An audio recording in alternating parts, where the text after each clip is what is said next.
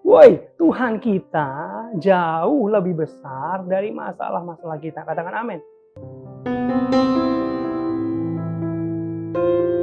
Jadi ketika kamu ada masalah, tenang teman-teman, itu dalam kontrol Tuhan yang penuh. Tuhan nggak sembarangan mengizinkan masalah terjadi dalam hidupmu kalau nggak dihitung dengan cermat oleh Tuhan. Allah kita bukan Allah sembarangan. Ya semua dalam kontrol Tuhan penuh, nggak perlu takut berlebihan. Ya mungkin secara manusia kamu takut lah ya, it's okay. Tapi kalau berlebihan itu gawat. Jadi jalan keluar sudah disediakan Tuhan.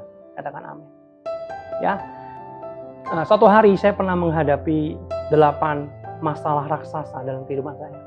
Ini bukan masalah biasa-biasa teman-teman. Itu ada 8 masalah raksasa yang saya hadapi dalam waktu yang bersamaan. Tapi ketika saya tahu Daud ini, ya, tahu kebenaran ini, sepertinya saya bangkit di dalam roh saya. Lalu saya berkata kepada masalah-masalah itu, hei masalah, hei engkau 8 masalah besar. Dengerin saya tidak akan mundur selangkahku. Saya tidak akan takut apa-apa. Karena apa? Karena saya punya Tuhan di pihakku yang lebih besar dari setiap masalah. Saya bangkit dengan iman, saya perkatakan dengan lantang bahwa saya tidak takut. Saya nggak takut, saya punya Tuhan yang jauh lebih besar. Singkat cerita lah ya, beberapa saat setelah itu ketika saya noleh ke belakang, ternyata saya bisa melewati setiap masalah.